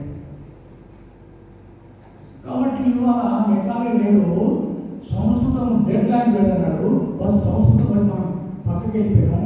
అందుకని వాళ్ళు సోకాండ్ ఇవాళ కలిసి పెరిగింది. సరే బాబు ఈనాడు చదువుతున్నాంటే వాళ్ళ అమ్మ మా అమ్మ సారీ మా వాడికి తెలుగు రాదు, పెద్ద స్టేటస్ అయిపోయింది తెలుగు రాదు. ఈ తెలుగు రాని వాడు ఏం చదువుతాడు? ఇంగ్లీష్ పుస్తకాలు చదువుతాడు, ఇంగ్లీష్ నవలు. ఇంగ్లీష్ నవలు ఏముంటుంది? మన కల్చర్ ఇంకా టోటల్ పెట్టలేదా? నీ భాష కదా, భాష నీ కల్చర్, నీ ఫ్యామిలీ, నీ పరంపర, దాంతో లింక్ అయిపోతుంది. వాడు డీలింగ్ చేశాడు భాష అంటే అని వాడు తమిళనాడులో కూడా వాడు ఇంగ్లీష్ గురించి మాట్లాడలేదు, ఉర్దూ గురించి మాట్లాడలేదు, హిందీ మాత్రం అవ్వదు. ఈ హిందీ అనేక భాషలు కనిపిస్తుందంట. హిందీ ఎక్కడ కనిపిస్తుంది? ఎన్ని భారతీయ భాషలు ఉన్నాయో అన్ని భారతీయ భాషల్లో భావం ఒకటే. రామాయణం కానీ భారతం కానీ గీత కానీ ఉపనిషత్తులు కానీ భాష ఏదైనా భావం ఒకటే. కానీ ఉర్దూలో ఇంగ్లీష్లో భాషతో పాటుగా భావం కూడా ఏర్పడుతుంది. కాబట్టి హిందీ సంపద, సంస్కృతి సంపదలు, నీ కల్చర్ని, భాషని. కానీ వాళ్ళు సమాజంలో ఈ బ్రహ్మనే, ఈ బ్రహ్మ వక్రీకరించింది. సంస్కృతి డెడ్ లాంగ్వేజ్ అంటే మనం పట్టుకోకపోయినా ఉంటాయి. రెండోది ఇక్కడి గ్రంథాలను మిత్తంగా మైథాలజీ అంటాడు. ఇవాళ మనం చదువుకున్నటువంటి వాళ్ళము రామాయణం అంటే మైథాలజీ కాల్పనిగా వాడాలంటే మన బుద్ధి లేక మైథాలజీ మైథాలజీ సార్ ఇంగ్లీష్లో ఏంటిది? వాడికి ఇంగ్లీష్ ప్రసాదం దేవుడి దగ్గరికి బుద్ధ ప్రసాదం తీసుకున్నారు కదా, ఇంగ్లీష్ ఏమన్నా ఏమి వాడేం లేదు. మరి ఏమన్నా ప్రసాదం అనాలి. వాళ్ళైతే తీర్థం తీసుకున్నాం ఏమన్నా దానికి ఏం లేదు అనుకోండి, ప్రసాదం అనాలి. యాజిటీతో మొదలు పెట్టాల్సిందే. దాని వల్ల వాడి లాంగ్వేజ్ వాడి డిక్షనరీలో ఉన్నటువంటి ఒక ఓడ తీసుకొచ్చి దీనికి లింకప్ చేసి అది మనం పట్టుబట్టడం కాదు. దీనికి సరిపడే ఓడలు మన దగ్గర లేకపోతే అది మనం ఉపయోగించవద్దు. అందుకే మనం ఉద్దేశం కాదు, భ్రమింపలేదు. ఇది కాదు, ఇది వాస్తవం కాదు అన్నాడు. వాడన్నాడు వాస్తవం కాదని మనం ఏంటి ఓట్లు వేసి గెలిచినటువంటి వాడు, పార్లమెంట్ వెళ్ళినటువంటి వాడు. రాముడు అక్కడే పుట్టినని గ్యారెంటీ లేదా? అక్కడేదో సముద్రంలో కూడా బాగా అది ఏ ఇంజనీరింగ్ కాలేజ్ చదువుకున్నాడు రాముడు. ఆయన గ్రామవంతుడు. ఇది వేసిన పరిస్థితి మెగాలే చూడండి. మొత్తం హిందుత్వానికి, హిందూ కల్చర్కి వ్యతిరేకంగా ఏ ముస్లిం క్రిస్టియన్ మాట్లాడలే, మన హిందువే. కాబట్టి మనకు శత్రువు వల్ల బయటికి తెచ్చినట్టు మతాలు కాదు. మనకు శత్రువుడు అంటే మన శత్రు ఈ దేశానికి, ఈ కల్చర్కి మన హిందువే. మూడోది ఏంటంటే దేశం పేరు భారత్ వల్ల ఇండియా. నేను చాలా పిల్లలు మన పేరు మన దేశం పేరు ఇండియా. ఇండియా మన భారతదేశం అంటే తెలుగులో అయితే భారతదేశము, ఇంగ్లీష్లో అయితే ఇండియా. ఓకే, నీ పేరు సురేష్, ఇంగ్లీష్లో సురేష్, హిందీలో సురేష్. మరి నీ పేరు ఇంగ్లీష్లో, తెలుగులో, హిందీలో ఒకటి అయినప్పుడు భారతదేశం పేరు ఒకటి ఉండాలి. ఆన్సర్ లేదు. కారణం ఏంటి? భారతదేశం అయినప్పుడు ఈ రామాయణము, మహాభారతము, సీత, సావిత్రి, రాముడు, ఇక్కడ పుణ్యభూమి, ఇదంతా కూడా మనకి లింక్ అయి ఉంటుంది. దీన్ని డీలింగ్ చేశారు. That is India. వాడన్నాడు బుద్ధి లేక మనకేమైనా బుద్ధి లేదా? నువ్వు ఇంగ్లీష్లో లెక్క రాసుకోండి, భారతదేశం హిందీ ఎందుకురా? నీకు ఇంగ్లీష్లో లెక్క రాసేటప్పుడు, ఇంగ్లీష్లో మాట్లాడేటప్పుడు ఇండియా ఇచ్చినట్టు అంటే నువ్వు భారత్ ఇచ్చినట్టు అంటే అని వాడన్నాడు కాదు. వాడు బుద్ధి లేక వాడన్నాడు. నీకేంటి బుద్ధి ప్రమింపబడింది.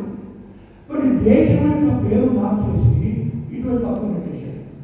నాకు చేసేటప్పుడు ద్రావిడ ఆర్య సిద్ధాంతం. వాళ్ళ ద్రావిడులు గుర్తులేదో నా ఏజ్ నేను 7వ తరగతి 3వ తరగతి 5వ తరగతి చదువుతున్నప్పుడు ఇంట్లో పనులు ఏదైనా ఊడిపోవాలనుకుంటే సెలవు లీవ్ లెటర్ రాయాలనుకుంటే శ్రీత గౌరవనీయులైన క్లాస్ టీచర్ గారికి నమస్కరిస్తూ ఆయనది ఆర్య అని పెట్టారు. లేదండి ఆర్య అన్నారు. వీడు అంటాడు ఆర్య అంటే విదేశీయుడా ఆయన. అది గౌరవవాచకం ఆర్య అనేది. మీరు మహాభారతం చూడండి, రామాయణం చూడండి, వాళ్ళ యొక్క పాత్ర సమాజం ఆర్యపుత్ర ఆర్య.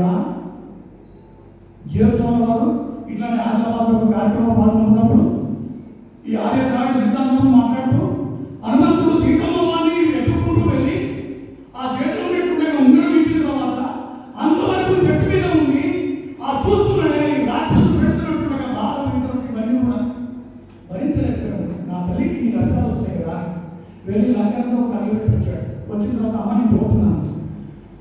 ఆమె చాలా ఆనందపడ్డాడు. ఏదన్నా ఒక కోరిక కొడుకు అంటే అన్నాడు నేను కోరుకున్నాను ఇస్తాం ఏదైనా ఇంతకాలం మరి ఇప్పుడు పెట్టేటువంటి రాక్షసులందరూ ఉన్నారు కదా నా ఒక్కసారి నువ్వు సైగ చేస్తే అనుమతిస్తే ఏ ఎముక ఆ ఎముక మొత్తం నిలబడిపోతాడని చెప్తాడు. అప్పుడు సీతమ్మవారు అమ్మ నువ్వు ఆర్యపుత్రుడు కాదా, నువ్వు అట్లా మాట్లాడుతుంది, నువ్వు ఆర్యపుత్రుడు కాదా, వాళ్ళ పుట్టి వాళ్ళు చేశారు కదా, వాళ్ళ ప్రభువు కదా ఏమన్నది తప్పు ప్రభువు కానీ ఎంప్లాయీస్ కాదంటే ఎంప్లాయీస్ రాదు కదా. కానీ ఇప్పుడు సీతమ్మ వాళ్ళ అన్నంతోని ఆర్యపుత్రుడు విదేశీయుడా. ఇది ఎంతవరకు పోయిందంటే చూడండి, తమిళనాడులో ఈ బుద్ధిబలం ఎంత పోయిందంటే తమిళనాడులో ఎవ్రీ శ్రీరామనవమి రోజు నాడు రాముడి విగ్రహాన్ని రథ మీద గుర్తుపెట్టుకొని రాముడి విగ్రహానికి చెప్పులు దండలు వేసి చెప్పులతో కొట్టుకుంటే ఎందుకంటే ఈ రాముడు ఆర్యుడు మా దేవుడు రావణాసుడు, రావణాసుడు మా దేవుడు అని చెప్పేసి. ఇంకో విషయం ఎదురుంటాడు కదా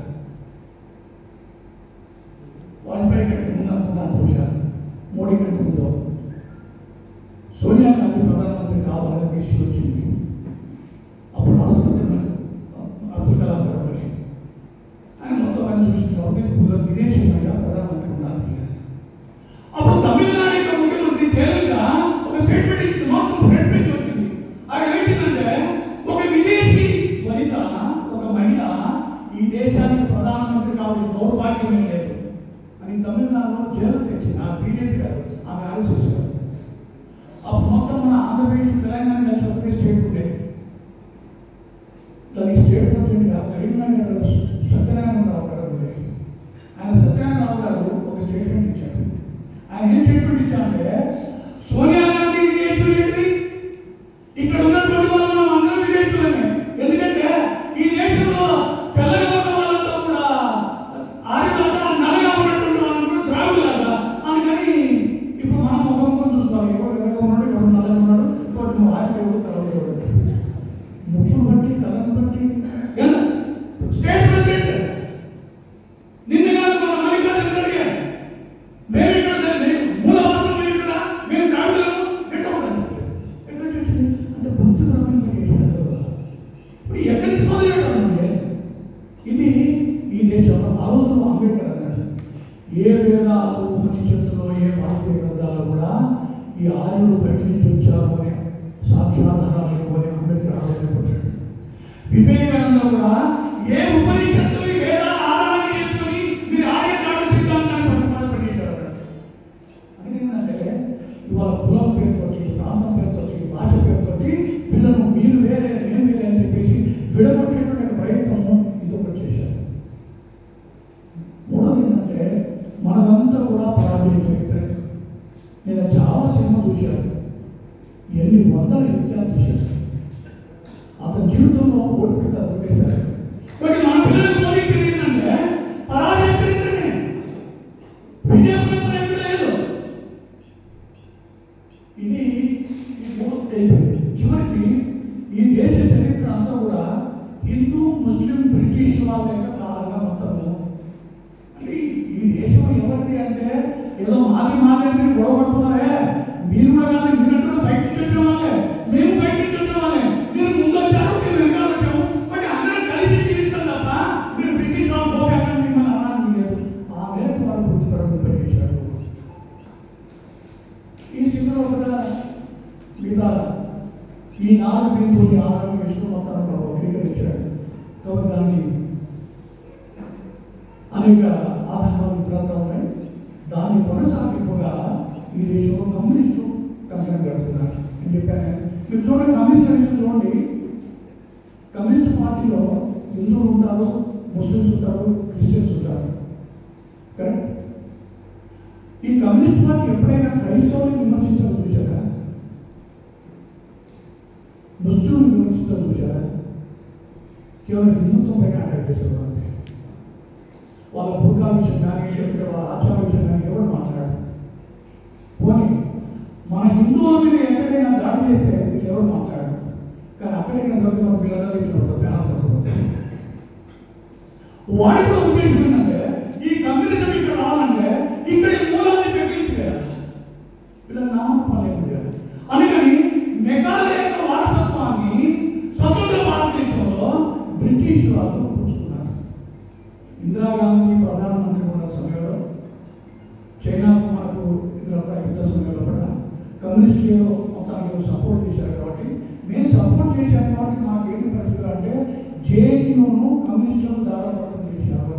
కాబట్టి జేఎన్యూలో మొత్తం చరిత్ర విభాగము ఈ కమ్యూనిస్ట్ ఐడియాలజీ టోటల్ అక్కడ పుట్టి ఇవాళ భారతదేశంలో అన్ని యూనివర్సిటీస్ లేదా చరిత్ర పుస్తకాల ఆధారం అంతా కూడా మొత్తం ఇదే. ఇవాళ మీరు పశ్చిమ బెంగాల్ కావచ్చు కాక లేదంటే మిగతా అనేక సందర్భాల్లో కూడా మన చరిత్ర గురించి వక్రీకరిస్తూ ఈ మధ్యలో ఢిల్లీలో 2008లో యూనివర్సిటీలో BA పాస్ కోర్స్ అనేటువంటి పేరుతో ఒక కంపల్సరీ ఒక సబ్జెక్ట్ పెట్టారు. యాన్షియంట్ కల్చర్ ఇన్ ఇండియా అనే పేరుతో ఆ పుస్తకంలో ఒక చాప్టర్ ఉంది. ఆ చాప్టర్లో 300 రామాయణ బై A.K. రామానుజ అనే అతని పుస్తకాన్ని రాశాడు. ఇందులో భారతీయ సంస్కృతి ఎలా ఉంటుందో BA కంపల్సరీ సబ్జెక్ట్లో BA చదువుతున్నటువంటి వాళ్ళందరూ కూడా ఈ పుస్తకం కంపల్సరీ చదవాలి. దాంట్లో సబ్జెక్ట్లో వాడు ఏం పెట్టిందో చూడండి.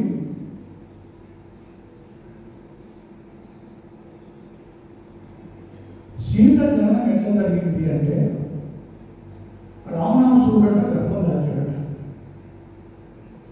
9 మాసాలు అయిన తర్వాత రావణాసురుడు తుమ్మాడు.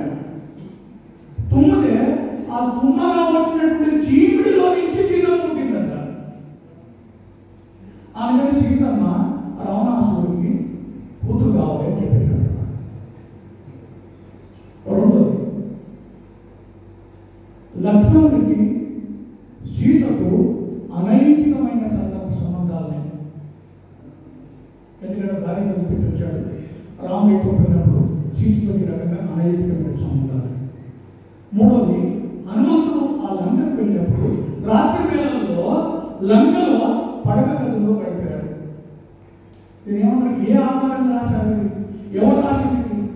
పేరు మనం అంటే రామానుజన్ రాసినట్టు వాడు ఇప్పుడు కమ్యూనిస్ట్ వక్రీకరించలేదు. దీని కొరకి ఇలా మార్క్స్వాది శక్తులు యూనివర్సిటీలో కూర్చొని Hindu anti nation anti country అనే పేరుతో వీళ్ళు పనిచేస్తుంటారు. వైస్ ఛాన్సలర్ దగ్గరికి వెళ్ళి మనలాంటి ఒక ఆర్గనైజేషన్స్ వెళ్ళి పెద్ద ఎత్తున గొడవ చేస్తే కేసు తన బిడ్డ ఆ పుస్తకాన్ని ఉపసంహరించుకోవడము ఇలా ఈ పనులు జరుగుతున్నాయి. వెండీ డానిగర్ చికాగో ప్రొఫెసర్ ఒక పుస్తకం రాశాడు. అందులో హిందూస్ అండ్ ఆల్టర్నేటివ్ హిస్టరీ అనే పేరుతో పుస్తకం రాశాడు. అది ఢిల్లీకి చెందినటువంటి పెంగ్విన్ పబ్లిషర్స్ దాన్ని ముద్రించారు. దాంట్లో ఒక రాష్ట్రం ఏంటంటే మంగల్ పాండే, ఎవరైనా చదువుకున్న వాళ్ళకి అర్థం తెలుస్తుంది. ఆ మంగల్ పాండే గురించి రాస్తూ అతను డ్రగ్ ఇండిక్ట్ అని చెప్పాడు. డ్రగ్కు బాగా డ్రగ్స్కు అలవాటు పడినటువంటి వాడు మంగల్ పాండే. రెండోది, వివేకానంద అంటే గాంధీజీ. ఈ వివేకానంద గాంధీ తోటి వాళ్ళు వ్యక్తిగతంగా కలిసి రాత్రి భోజన సమయంలో మీరు ఏం తీసుకుంటారు అని విడివిడిగా అడిగితే వాళ్ళు నాకు ఆవు మాంసాన్ని వడ్డించండి అని వాళ్ళు చెప్పారట. ఇప్పుడు పుస్తకం రాస్తారు. దీనికి ఆధారం ఏమన్నా అందులో రాసిస్తారంటే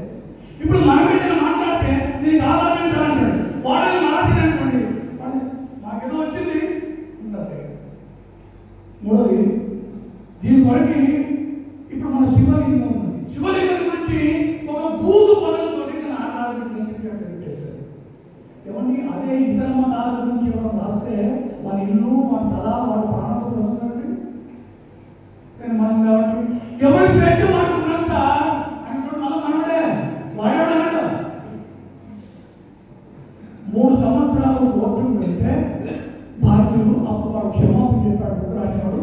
ముద్రించిన పుస్తకాలను మోసం చేసి కొత్తగా ముద్రించమని చెప్పేసి వాడు ఒప్పుకున్నాడు. ఇది మీడియాలో కూడా వచ్చింది. దీన్ని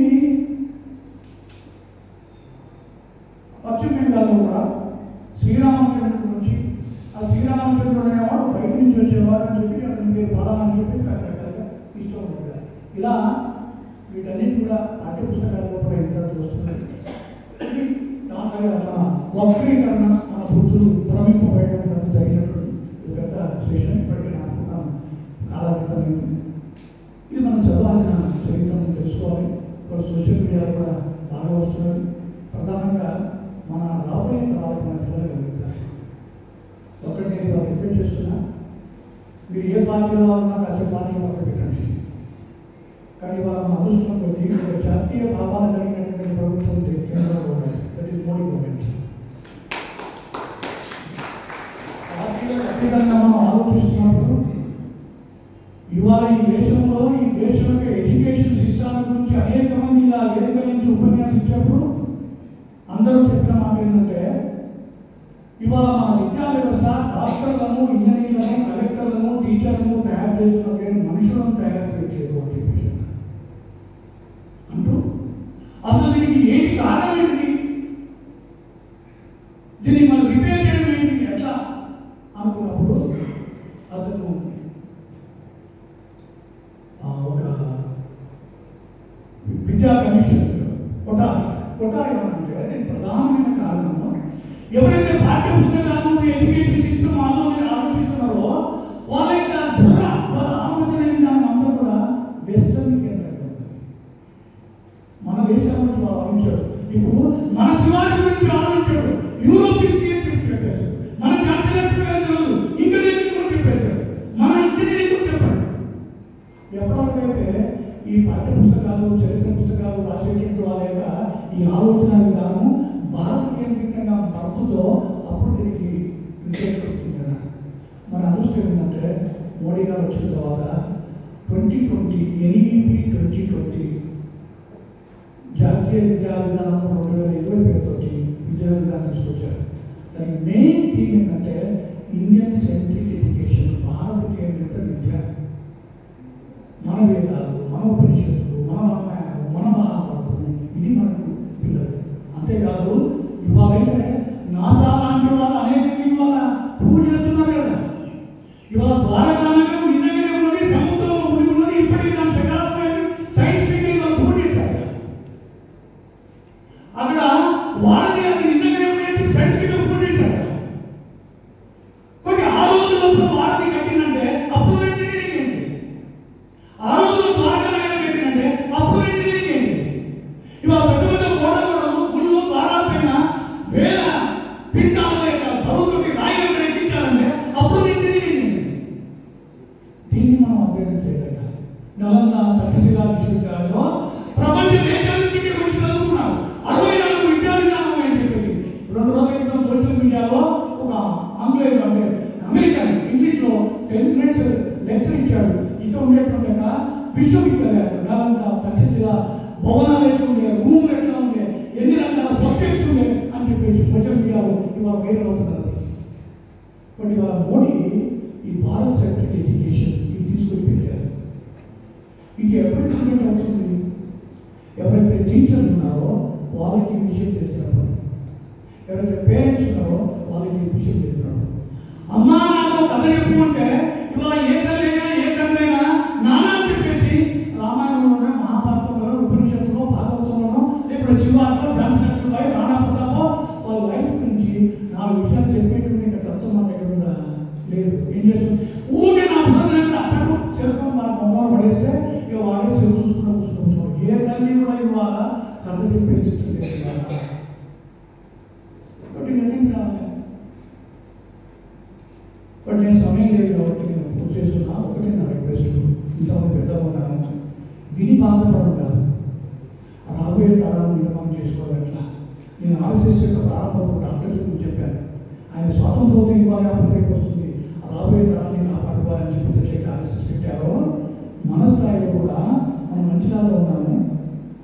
మన వంతు పనిగా మన పిల్లలు లేదా మన మనవరాలు వాళ్ళప్పుడు ఇండియన్ నాలెడ్జ్, భారత నాలెడ్జ్, మన కల్చర్ వాళ్ళ శ్రద్ధ ఉండడం వరకు మనం సమర్పిస్తున్నామా?